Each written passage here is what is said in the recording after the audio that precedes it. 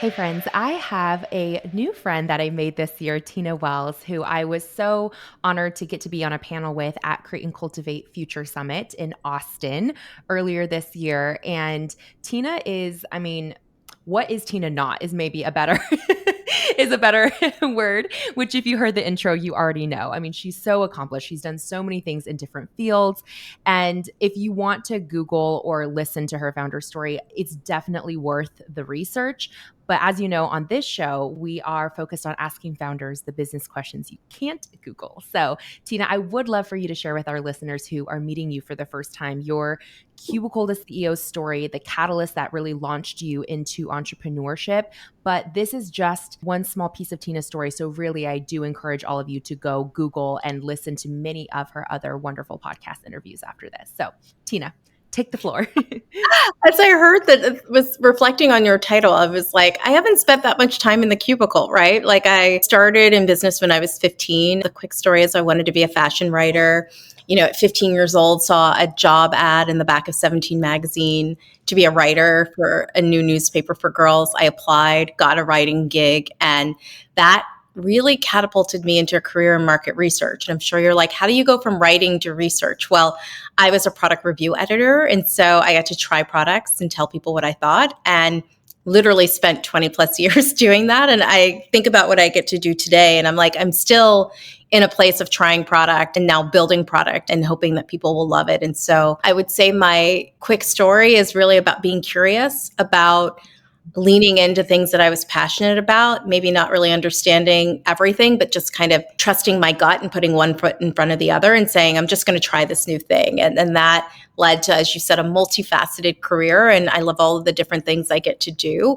But when I think about what grounds me in all of it, it's really the idea of using the skills that I'm best at, which is really being a builder, right? Brand builder or visionary in different areas, coming up with product that I think serves different communities and really creating the game plan and the marketing and the comms in between. And that's what I love to do and hope to do forever. That's amazing. Well, you are an incredibly gifted storyteller, as any of you who may have ever read Tina's books or read them to your kids, maybe would know. And I think you're such a great connector of dots. And speaking of all of the multi hyphenate things you do, huge congratulations are in order. Your brand new product line, Wanderlane, just rolled out in Target stores this week. I know that's a huge deal.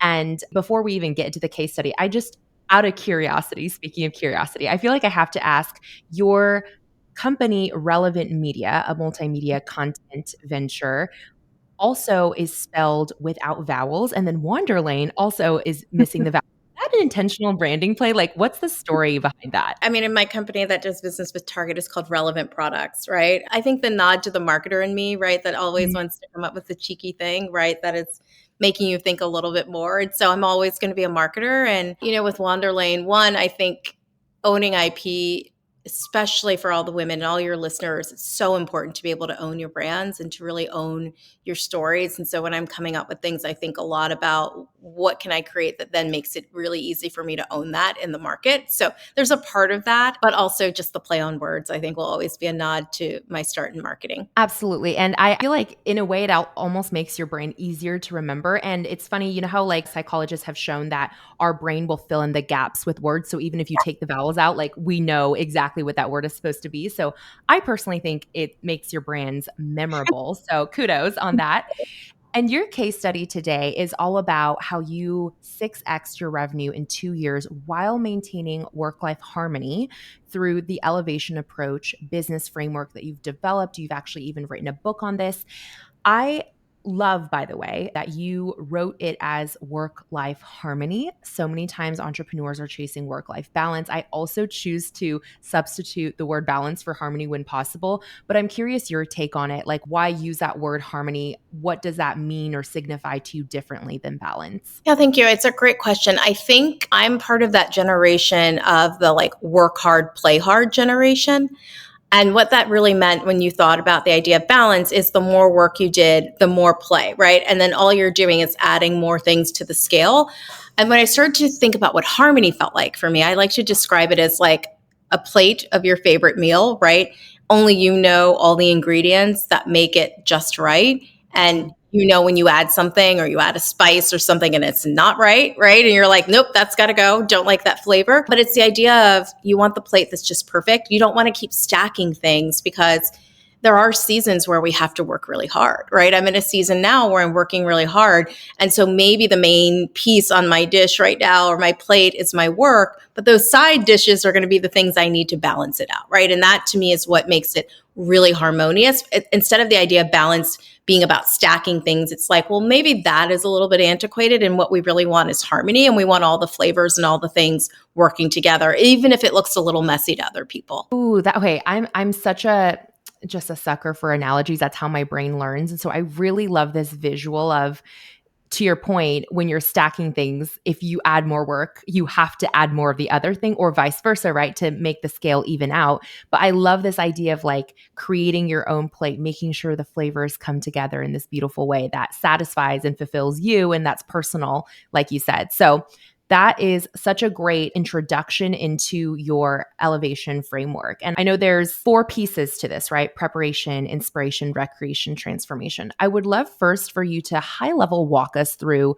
the process of what each of these things mean. And then we'll kind of delve a little bit deeper into how they're actually applied into your own business. Sure. So, as I talk about in my book, I was a 27-year-old burnout, right? And I, at that point, had been running my company for 11 years and just kind of got to the place where it was like all the gas had left the tank, right? And I'm like, well, why is that happening? I feel like I have a good system, right? And many of us founders, especially young founders, were like, we nailed the system early. And what I realized was, I was in a perpetual loop of preparation and inspiration. And what that means when we're talking about these phases is preparation is where you do all that work to help you figure out if an idea is feasible, right? So you're doing the numbers and you're really just saying, like, getting curious about the idea, you're getting organized and you're like, okay, whatever the thing is, I want to open a retail store, I want to open a digital, first company, whatever it is, you're doing the things in preparation.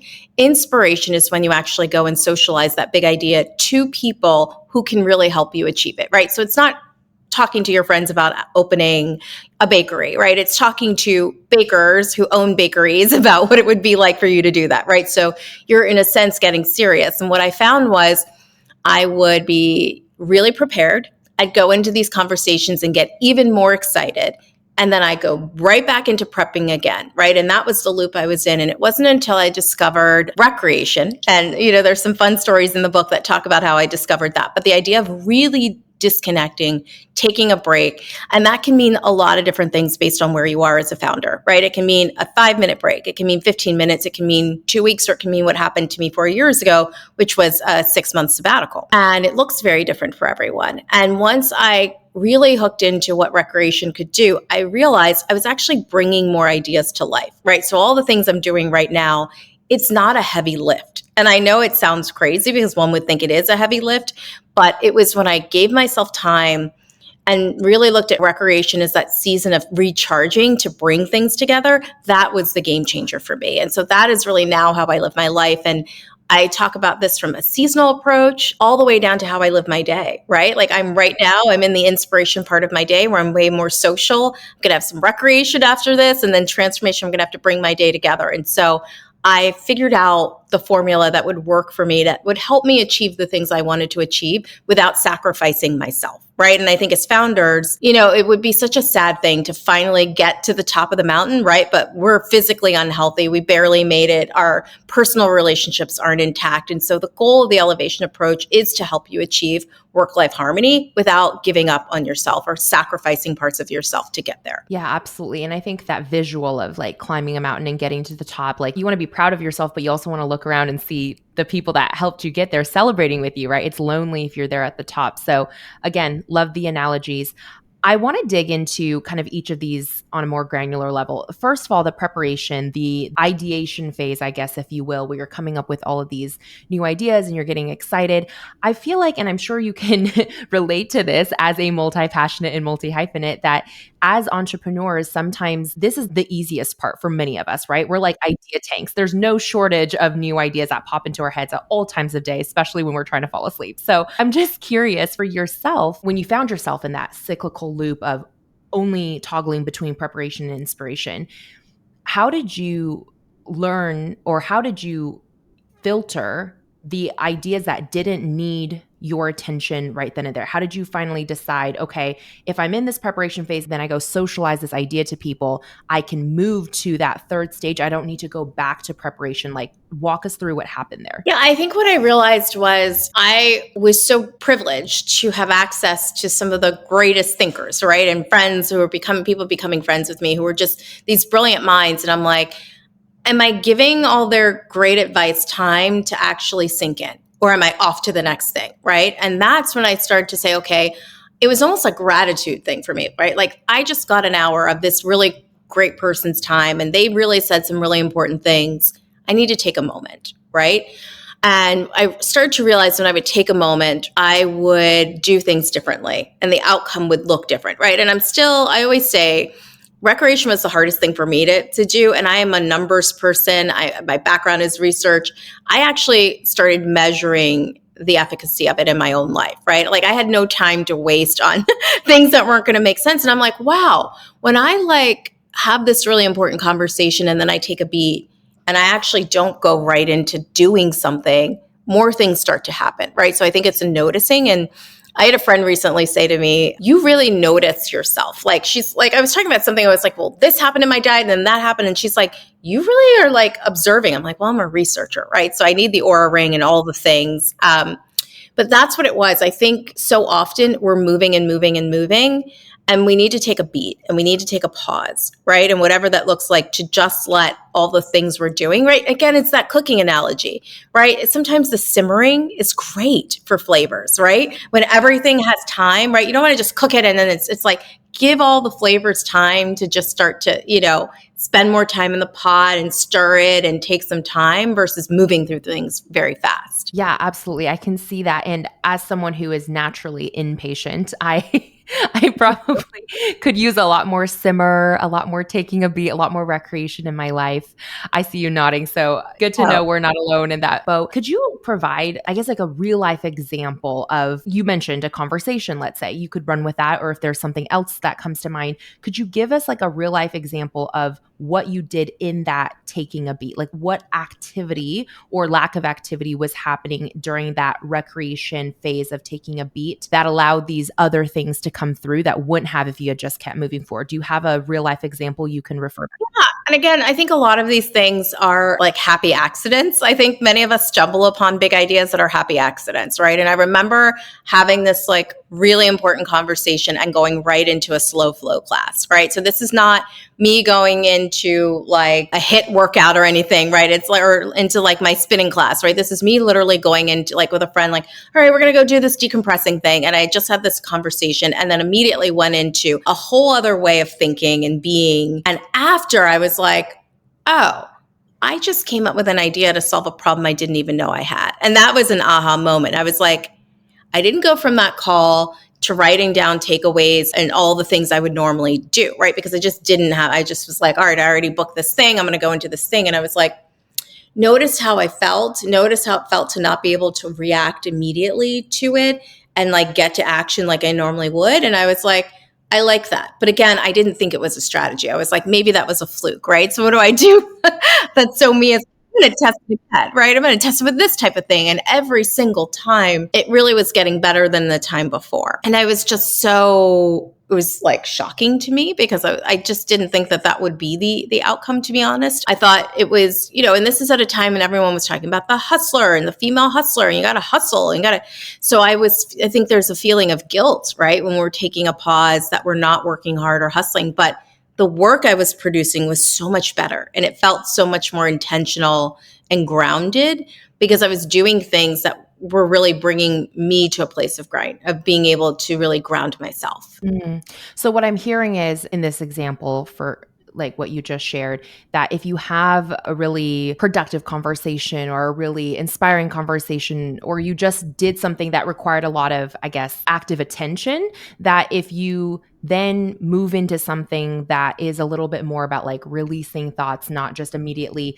writing down all of your takeaways and whatnot. And like you said, going to a slow flow yoga class and just letting yourself be, that you have found that to be a good way to practice that phase of recreation. Yeah. And then also I'll say another example, when my niece was younger, Kids require our full attention so much. And I love that about them, right? And kids, I talk a lot about this in my book, they're masters at play, at just being in the moment. And so I would find too, the way my work life is, I would have moments of like, I'm going to go grab her from school for my sister and I'm just finishing up a call, right? And what happens after that call? I can't go back into work mode. I'm picking up my niece. I go into this play mode. And then later, same thing happened. Like, oh, I'm really absorbing more of what's happening. And I was also very present in that play activity. So I think when you think about recreation, it is this idea of play and also being present, right? So you're not just doing it to say you're doing something. That's why I talk about exercise as really being part of preparation, right? It's the thing that gets us able to do all the other things, right? Very different than this type of recreation. It could be cooking, it could be anything that makes you use a different set of skills. So for me, where I had to be to play with my niece, right, or focus on the conversations with her was a very different place than where I am as like CEO entrepreneur, right? So anything that can get you out of that safe zone is really important. That's a great way to think about it. I completely understand what you're saying about like flexing a different side of not only your brain, but I feel like your personality. Like Aunt Tina is probably different than CEO Tina, like you said. So I really like that example that you gave. Speaking of exercises to help you, come up with the idea. So we talked about recreation. That first phase though, preparation, when you're focusing on the feasibility of your idea and also coming up with these ideas, do you have a go-to way of sourcing inspiration and or testing, like you said, the feasibility of these ideas? Yeah, so absolutely first thing on the list, right? So we know there are 4 phases to the elevation approach, and each phase has 3 principles of instant elevation. The very first principle of instant elevation is to declutter your space. And I go into talking about how it's not just your physical space, right? It's digital, it's emotional. That is always how I start something new. I look at where do I need to open space? If I'm in a moment of feeling anxious or overwhelmed, I immediately say, I need to declutter some space. I don't know what it is yet, but it's going to become apparent, right? So I might look around and say, kitchen island is looking a bit cramped. I got to get on that. Or my closet needs some organizing, or I have too many emails in my inbox, or a combination of all of those. And it inevitably opens up space, right? And then the next thing is to get curious and then know your numbers, right? So if we're talking about curiosity, you need space. You need space to invite in these new ideas, these new thoughts. And if everything feels cramped, then you're not in a posture of receiving and saying, okay, I've made space for you now. Big idea. There's a place for you to come. Because if those ideas are coming and you don't have buckets or ways to, or a space to spend 5 minutes or take the call, what are you doing it for, right? And so always start at the place of decluttering whatever space you need to declutter if you want to welcome in that inspiration for sure. I like that. And it's funny, after you said that, I kind of had this internal realization too, that even if I'm not actively staring at a mess, whether it is that physical or digital clutter, probably somewhere in my subconscious, there's a part of my brain that is thinking about it, which makes it hard, right, to receive and to focus, like you said. And maybe just to bring this down to an even more tactical level, like if we pull in what's happening in real time in your life right now, that product line that you just launched in Target, Wanderlane, you create carry-on, suitcases and amazing travel accessories. I'm so excited to go check it out at my local Target because I travel all the time. So very excited about that. If we relate that to the preparation phase, how did that idea come to life in your head? First of all, if you can remember that day, what did you declutter before it happened? And then what sparked that idea? Yeah, so it's funny. I built the whole collection at my kitchen island. So there was a time I remember when I decided I needed to get a studio space. I was like, my entire kitchen island and my dining room is full of product. I still have product samples in here for future collections. So there was a decluttering really to physically make space to look at different, product samples and everything I had to do to build the line. And then I got curious, and I really looked at what is happening in the market, what's working, what's not, what's the open space. And that is how I look at every product I'm making, whether it's a book or it's something like luggage and travel accessories. It's what's the open space. And then I did, my old school marketer perceptual mapping where I literally mapped out where the brand would fit versus competition. and I looked at competition on the dollar side versus collections that tend to target, women only, men and women. Like I looked across the board at many different things. So lots of time to get curious, right? And then immediately from get curious to knowing my numbers. How big is the market? What are the diverse brands in the market? I really had to get to know this business and understand my numbers. And then the other numbers part was, what do I want to sell it for, right? A big part of doing business with Target, it's less about colors and patterns than one would think, and much more about understanding the numbers and how the business actually works. And, I build end caps, which means I have to account for revenue for the entire line of products. So it's not just a product I get to introduce. This line has 13 products in the first collection, right? So it's a lot more math and numbers. You can see how that's a pretty tedious preparation phase. Absolutely. And the idea of kind of zooming way, way, way out and looking at the market share in general for a specific space like luggage, like travel accessories.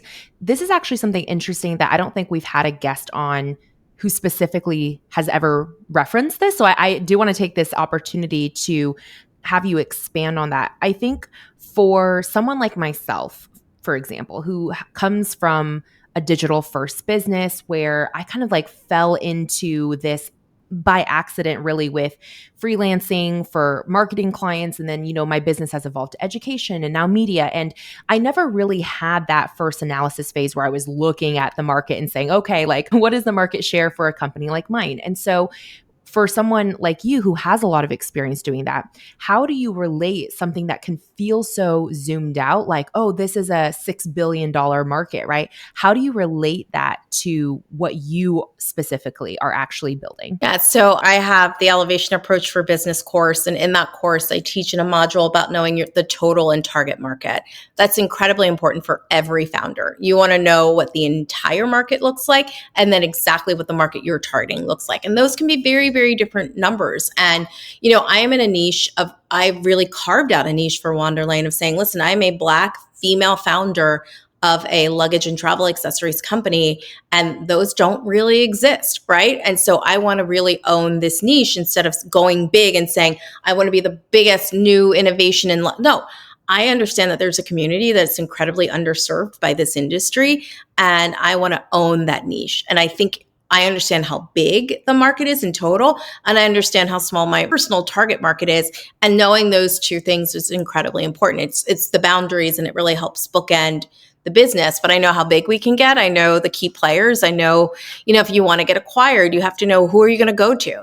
Who are the players that are looking, and you want to carve out something that's so special that it makes sense for someone to say, I see where this could really fit, right? And I think that's part of what we're all looking for is, what's our legacy plan? How do we want to exit this particular business? And for me, my personal way of doing things is to think about all of those things at the beginning, so I'm not scrambling in the middle or at the end to build that storyline. Right. And having that amount of, I think, foresight and just a long-term vision is also something that can be difficult for founders who haven't experienced an exit or who haven't experienced building something up to the scale where the conversation of an exit would even make sense. I would love to know, for you, understanding that you wanted to own being a Black female founded, luggage and travel accessory brand, and having that be your defined target market. You mentioned this is an underserved community and you wanted to own that niche. What is one specific thing that you built into your product that you feel uniquely serves that community? I definitely think the color story, and I think the patterns, right? And our tribal pattern is so important to me. Colors that look great against all different skin tones is really important, right? I felt like when I was really thinking about the diverse customer and really thinking about Black women in general, we love style, we love fashion. I'll tell you, one of the best moments yesterday was on Instagram. Someone tagged me in a post where she said her Louis Vuitton bag strap broke and she went and grabbed my fashion strap from Target. And I was like, in the best case scenario, that is what I would want to happen, because that's how I mix and match. And I felt very seen, like, you get that I made this for you, right? And so for that fashion conscious customer, but if you're looking at the colors and you're looking at the textures and patterns, it's clear that I'm speaking to an audience that normally doesn't get spoken to, especially when we're talking about travel. And also you tend to see a lot of like the black and the gray suitcase. And I'm like, I want something more joyful. I want something definitely more vibrant and more elevated. And then you go into like my packing cubes, they come with a cosmetic organizer. That was definitely a nod to, more of the female customers saying, let's organize some things like the travel bottles and the different colors, right? So there are a lot of little nods I have in there saying, I see you. I remember when I was in sampling, I showed a suitcase to my hairstylist at the time, and she said, oh my goodness, I love that this color looks so great against my skin tone. And I was like, that's such a moment, right? I never thought about my suitcase needing to have that pop, but, those kind of reinforcements. But I think what I'm really saying is for any of you out there who are building something, I had an idea of the customer in my head, and every single decision I made was for her, right? And I knew, am I choosing more in line with what she wants or less in line with what she wants? I'm writing copy. Is it more in line? Even down to the advertising, right? And having like a vintage Mercedes. And these are products that all cost under $150, right? So one would argue like you went way upscale with the campaign, but it was all of us saying together, we know who she is, and we know that she is both shopping at Louis Vuitton and also going to Target. And I kept saying, my customer is going to literally want to run out of the store with this product because they think they're getting such a steal, right? That they're going to want to get out and like, I got to get all these things now because there's no way this is the price. That is the feeling I really wanted to create. And having that idea of who that customer was the entire time was so helpful. So helpful to hear that as a filter.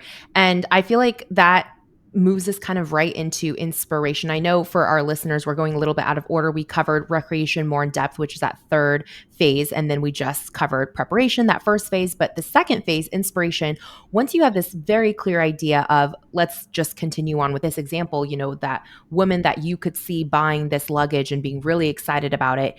When you talk about socializing it to the right people, in this use case, who would that be? And when you say socialize, is it a mere presentation of an idea and the validation from them that yes, they think this is a good thing to continue with? Or are you asking very specific questions or looking for specific markers to give yourself the green light to keep going? Yeah, so I've spent my career retail adjacent as a marketer, mostly in CPG, which is consumer packaged goods, right? So working for very, very large companies, sell hundreds of products to big retailers, including Target.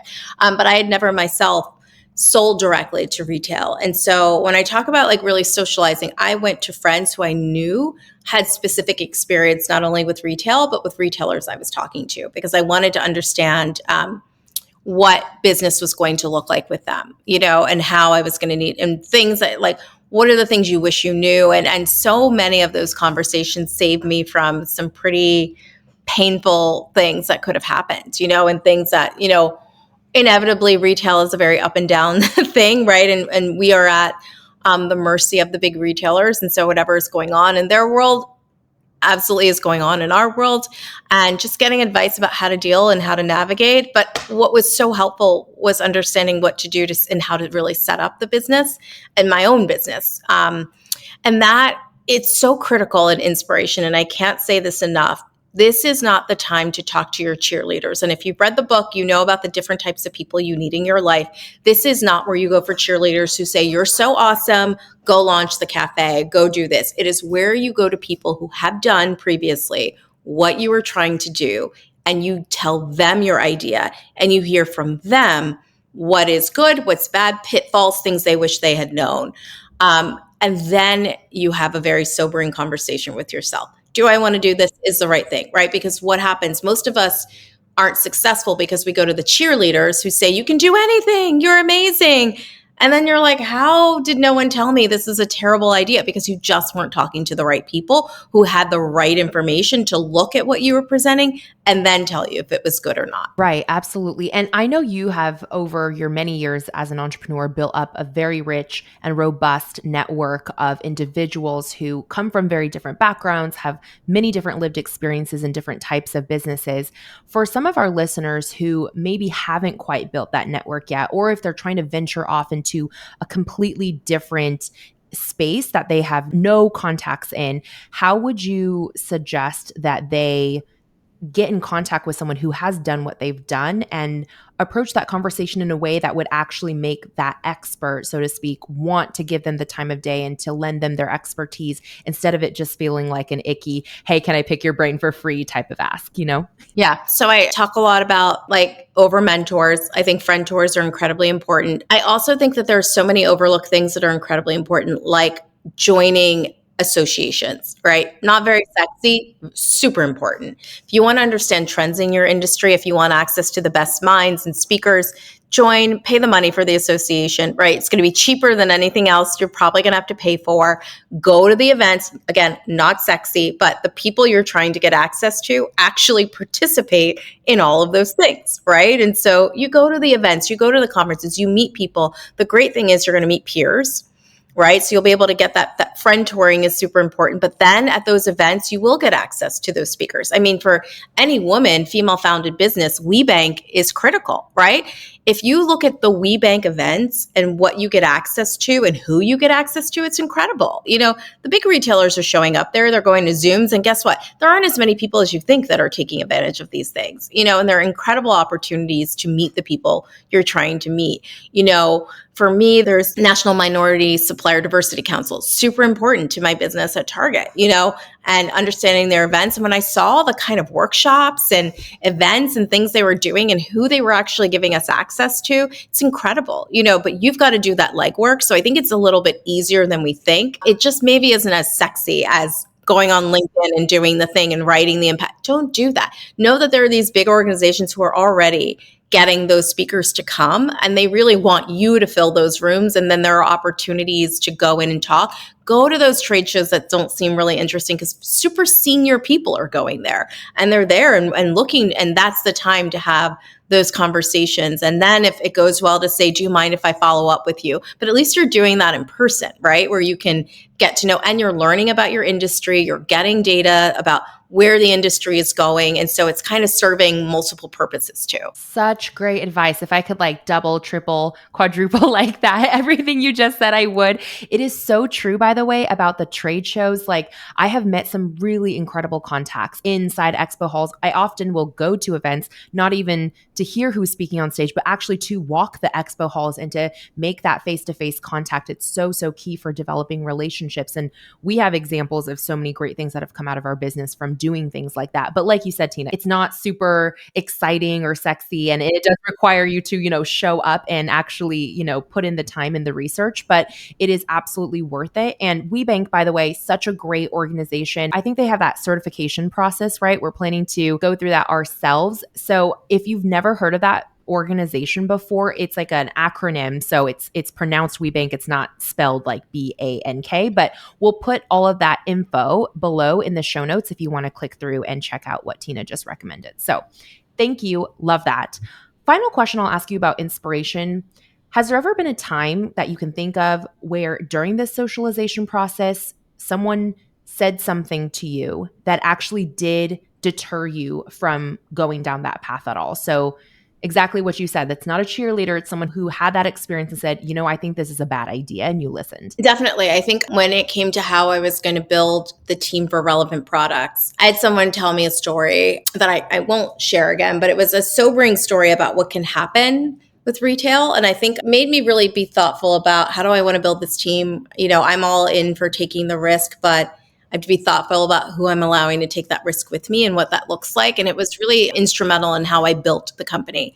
And you know, the nimbleness that I needed and how I was going to partner with other partners, all of those things were super intentional and very important. And I think that's why you go to people who have done what you haven't done, right? If I had gone to a peer, I might have said, that's just their opinion though. They haven't really done, right? You kind of give yourself an out when you're not going to the people who have done what you're trying to do. It's like, that's just their opinion. They haven't done it. So I don't have to, I was talking to someone who had done the thing, right? Big time that I was trying to do and said, here's all the things you need to think about. And so it's that qualifying opinion that is so important because it will make you pause and think about how you're going to launch something. Right. Absolutely.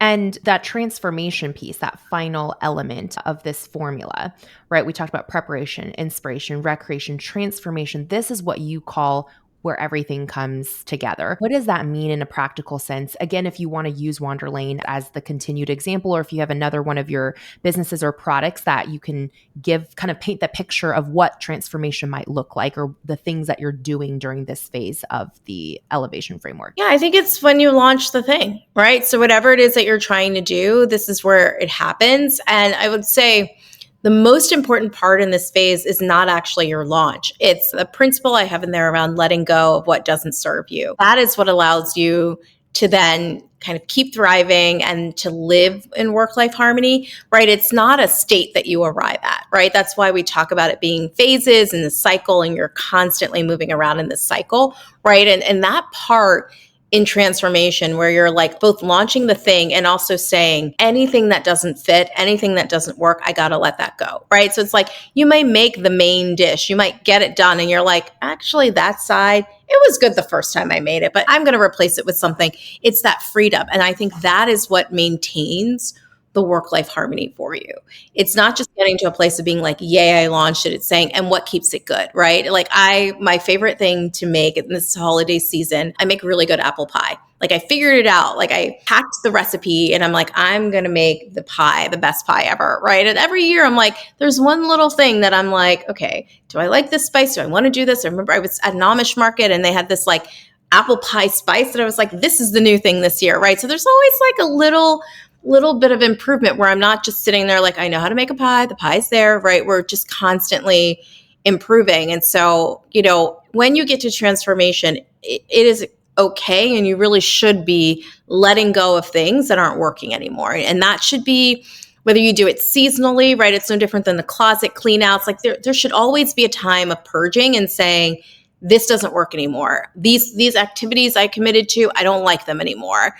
Every season I personally change my skincare routine every season because I'm like, what I need for summer skin in the Northeast is not what I need for winter skin in the Northeast, right? So things have to change. And so that part of transformation, I really identify with because sometimes it's very hard. I'm loyal by nature. It's hard for me to quit a thing, And so I need that principle in there to remind me that it's okay to let go of things sometimes. What is something you have recently let go in business that you could share? I think what's interesting is, as we said earlier, I'm a multi-hyphenate. I do a lot of different things. And I think there are times when I've written middle grade for a really long time. Now I'm on my 20th book. And that's something where I've said I'm going to pause on that for a minute and I'm going to try a different direction in my writing, right? I really like writing for an adult audience. I'm going to try that, right? So I think sometimes the letting go is also a pause, right? It's something you can come back to, but I'm saying I can't hold both things in this season, right? I can't hold my middle grade writing and wanting to do, a novel, right? Those are two things that for me right now can't coexist. And so I had to make space, right? Like it was sad. I love writing for young readers, but there's something I'm working on now that I'm like, I really, really like where this is going and I want to pursue it. And it's a new muscle for me, if you will, something new. And so that's been hard because sometimes we have to let go of things we really love to go to the new season. And that part is really hard. Yes, that part really resonates with me because I feel like almost every time I've pivoted in my business to a similar vein, it's not because something wasn't working well. It was actually working really well, and choosing to go a different direction in spite of something working really well, I think is sometimes harder actually than letting go of something that isn't filling your cup or isn't working out the way that you hoped it would. So I totally resonate with that. And you mentioned earlier, you alluded earlier in our conversation that this approach, right? All four phases, you apply not only on a more macro scale, like for a product launch or for, writing books, but also on a more micro everyday, like what you're doing today, your day-to-day schedule, your week-to-week schedule. Could you quickly walk us through how, like even taking today, for example, I know you kind of mentioned it a little bit, but like, what does that look like starting with your morning if you're applying these four phases throughout your day? Yeah, so there's actually a really great exercise in the Elevation Approach workbook that will actually show you how to live your day in the Elevation Approach. But for me, my mornings are spent in preparation, right? I really am doing all the emails, all the things, like think about all the information that's feeding you. I do that top of my day. And then I take a few hours in inspiration. That's where I'm most social, where I am most outward in just my natural energy. And I've taken in the information. I'm like ready to go. And that's the time when I'm doing interviews and doing phone calls and doing Zooms and out in meetings, seeing people is that part of the day. And then I find that I need recreation actually towards the end of my workday, right? I need that 4 o'clock that's when I'm like, okay, my energy's fading. Like I can feel it. I feel when I'm like, okay, I need to do a little something to get the energy back up. And, transformation is evening. And it's funny, in the last 2 years of my life, that timing has become really important because I actually have a team that works with me out of Hong Kong. Right. So our days are flipped. So at 8 o'clock, they're just coming in. And so imagine if I couldn't maintain like a couple more hours of energy. So I found that taking that downtime, late afternoon, early evening, whether I'm cooking, doing different things, doing a slow flow class, like that 4:30 to 6 o'clock time frame is really important to just give me the boost that I need energetically to make sure that, I can bring it over the finish line. And so that's really my daily approach. I can relate to that second wind. Totally. I feel like I'm more of a night owl anyways. And so sometimes my best work comes through between the hours of like 7 to 9 p.m. So I totally get that. That was really helpful. Thank you, Tina. Speaking of, how you structure your schedule too, I know one thing that you had shared in preparation for this interview is that you used to work 16 hours a day without this approach. And now you've been able to really cut that down to more of an average of 6 hours. What did you find in the severe reduction of your working time? What were those biggest time sucks previously that were causing your schedule to bloat out to 16 hours? And how did you remove them? Did you replace them with anything? Or how did you condense, I guess, that volume of work into so many less hours? Yeah, I think the key for me was understanding the power of batching, right? So batching errands, batching things, certain times when all the things have to happen. And like if I'm at a day or a time where I'm recording for camera, that's the day, that's the time where I'm knocking out a bunch of things, right? Versus trying to find time every day to do things. It's like the lighting's right, this is right, just do it all in this time. And so, but that comes from being intentional, and that comes from actually understanding how you're spending your time, right? You can't batch things if you are not being honest about where the time is going. I started that back when I had my agency, and you would argue my time wasn't even my own. And I realized, oh, if I just don't take meetings Mondays and Fridays and I meet in person Tuesday, Wednesday, Thursday, and that was more like Zoom meetings, right? And I was going to New York City quite often. So I'm like, if I just make Wednesday, every Wednesday I'm in the city, I was able to then get a lot more work done. And I know most people are like, well, I don't control my schedule. How do I know someone's going to say yes? It's all in how I framed it. And really saying to my clients at the time, I really like to spend my Mondays and Fridays doing strategy work for you. So do you mind if we set our weekly call on Tuesday? People felt so taken care of. They felt like not only was I taking care of myself, I was taking care of their work and making time out to really do their work. And so I would say for anyone trying to find more time, just, keep track. My schedule used to be this explosion of insanity, and then I was like, well, what do I really need to do?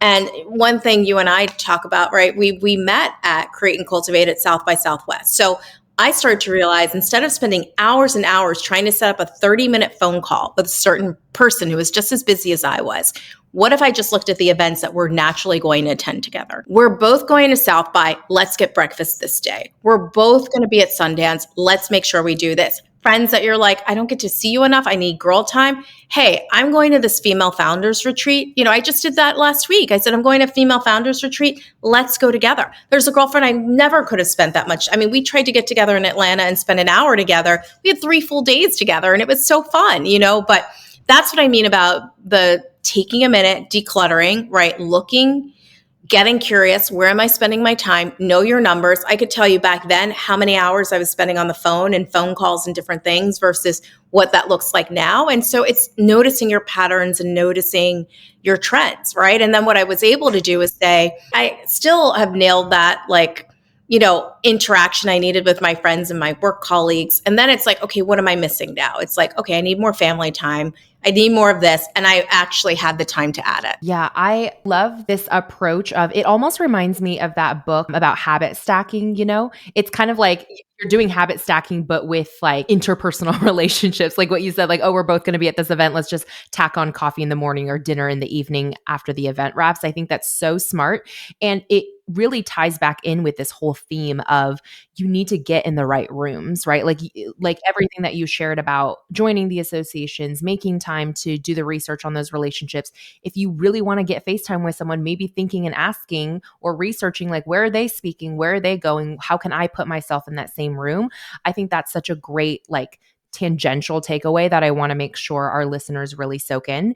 And Tina, to wrap up our case study together today, I wanted to come back to, in addition to obviously applying this elevation approach, was there anything else in specific that you felt really was influential in the 6x increase in your revenue over these last 2 years? So, besides applying this approach, did you change anything else? Did you increase pricing on something? Did you have a larger volume of customers? Did you up your marketing spend? Like, what else do you feel like really played a big factor in 6 timesing your revenue? Oh my goodness. As you're talking, I'm like, I did less of all of those things. Okay, I love that. You know the 80-20 rule, right? It's really 20% of what we do that generates the other 80. Like, and from a revenue perspective, that's true too, right? And I really don't think I believed that until I saw it manifest in my own life, where I'm like, okay, again, I was doing a lot of stuff,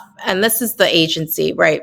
I'm the agency person. I'd done this for 24 years. So I think it's really important for your listeners to realize when I decided to pivot from my agency, that was no small decision to make, right? I had become so synonymous with that agency. And I'm like, well, this is how I make money. This is how business comes to me. And when I decided to stop that, that was huge. And to think that the first year I made more money than I did running my agency, I thought that was a fluke. And then the second year I was like, okay, this is not a fluke, right? And what it really helped me realize was there are all these different things we're doing that we think are generating revenue that really are not. And the most important skills and most important things we're doing, right, that create value and therefore give us the opportunity to create wealth. Sometimes we don't know what those things are because, again, we have not intentionally paused to say, what are those things? We haven't gone and asked people what those things are. If I could point to one thing that I think is a constant that's important, I would say, I talk a lot in my book about accountability, but I think accountability with a coach, with however you see that coming forth in your life based on whatever you can afford at the time, right? Whether it's group coaching, whether it's peer groups, whether it is private coaching, be accountable to someone. Be clear on these are my visions, these are my dreams, this is what I want to accomplish, and have someone who has the capacity to coach you into that.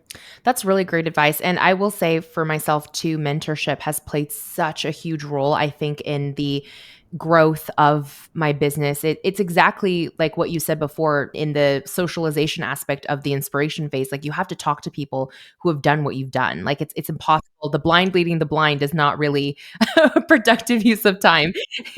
So that is a great note to end on. Tina, if our listeners want to continue to explore all the things you're up to, where can they connect with you next? TinaWells.com. And I do a free weekly newsletter and I include business tips and all kinds of things. So TinaWells.com is the hub. Awesome. Thank you so much, Tina, for your time. Thanks, Ellen.